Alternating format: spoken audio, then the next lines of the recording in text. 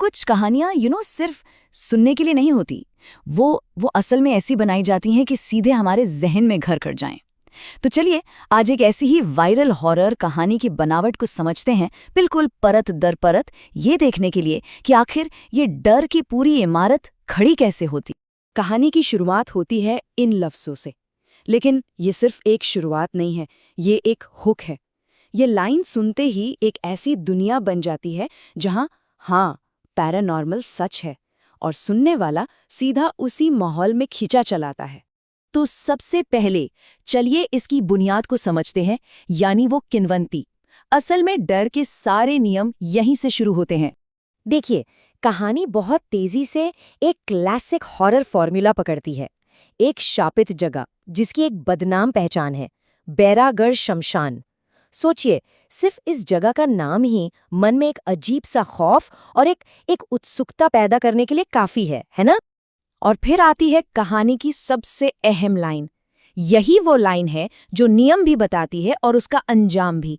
ये कोई मामूली अफवाह नहीं है, ये एक साफ साफ चेतावनी है जिसका नतीजा बहुत भयानक है। और वो शब्द कभी पूरा वापस नहीं आया। कहानी का सारा सस्पेंस वो इन्हीं शब्दों में छिपा हुआ है। अच्छा, अब कहानी में एंट्री होती है हमारे हीरो रमेश की। एक ऐसा इंसान जो इन सब बातों को नहीं मानता, जिसे ये सब अंधविश्वास लगता है। तो उसका ये जो अविश्वास है ना, वो मॉडर्न सोच और उस पुराने खौफ के बीच एक सीधा टकराव पैदा करता है।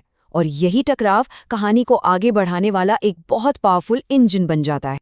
चलिए अब कहानी के अगले हिस्से पर आते हैं, जहां टेंशन को धीरे धीरे बढ़ाया जाता है।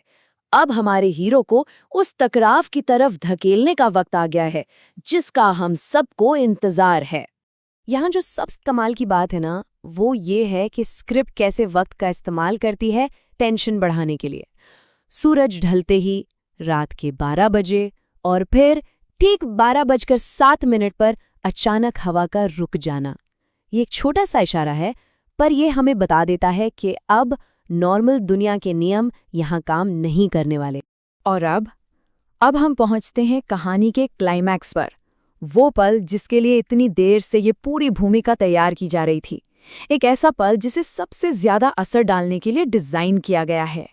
तो मुलाकात का पहला पल वो बहुत ही पर्सनल और डरावना है।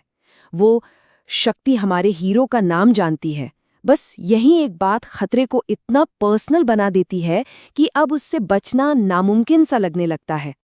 अब ये जो है, ये क्लासिक हॉरर इमेजरी की एक तेज बौछार है। उल्टे पांव, लंबे खुले बाल और वो आंखें पूरी काली। इस लिस्ट की हर एक डिटेल को इसीलिए चुना गया है ताकि वो फौरन पहचानी जाए और एक बेचैनी पैदा करे। सब मिलकर उस अलौकिक शक्ति की एक खौफनाक तस्वीर बना देते हैं। और अब आता है कहानी का सबसे बड़ा मोड़, वो खुलासा। ये एक ऐसी बात है जो उस शक्ति को सिर्फ एक मॉन्स्टर से बदलकर एक ट्रैजिक कैरेक्टर बना देती है।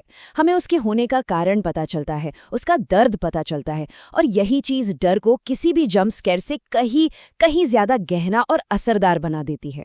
तो अब अंजाम की तरफ बढ़ते हैं।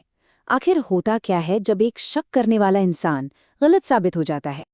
ये जो पहले और बाद का फर्क है ना, ये सब कुछ साफ कर देता है।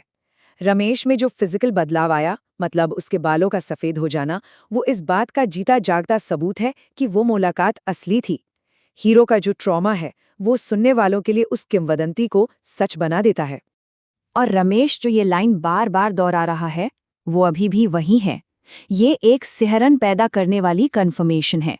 ये उसे एक शक्की इंसान से एक ऐसे इंसान में बदल देती है जब खुद उसी कहानी को और मजबूत कर रहा है जिसे उसने कभी मानने से इनकार कर दिया था। और आखिर में आता है रेजोल्यूशन, या कहूँ रेजोल्यूशन का न होना। यहीं पर कहानी का असली मकसद साफ होता है। डर को खत्म नहीं करना है, बल्कि उसे हमेशा हमेशा के लिए जिंदा रखना है। ये हॉरर की एक बहुत ही असरदार टेक्निक है। मतलब कोई हैप्पी एंडिंग नहीं है। ये सुनने वाले को एक ऐसी बेचैनी के साथ छोड़ देती है जो जल्दी जाती नहीं। खतरा अभी भी वहीं है, प्रॉब्लम सॉल्व नहीं हुई। तो सवाल यह है कि आखिर ऐसी कहानी को वायरल क्या चीज़ बनाती है? जैसा कि हम यहाँ देख सकते हैं, कुछ सिंपल चीज़ें हैं। ये सीधे सुनने वालों से बात करती है, दोस्तों कहकर, एक जानी पहचानी सी सेटिंग का इस्तेमाल करती है, जैसे कोई भी गांव, एक सिंपल यादगार लेजेंड। और सबसे ज़रूरी बात, इसका अंत इस तरह से होता है कि लगता है यार ये तो कहीं भी सच हो सकता। और कहानी खत्म होती है उस आत्मा के अपने ही एक परेशान कर देने वाले सवाल पर, कोई है जो मेरी कहानी सुनेगा? ये सवाल इसीलिए छोड़ा गया है ताकि ये कहानी और इसका जो डर है वो कहानी खत्म होने के बहुत देर बाद तक हमारे दिमाग में घूमता रहे।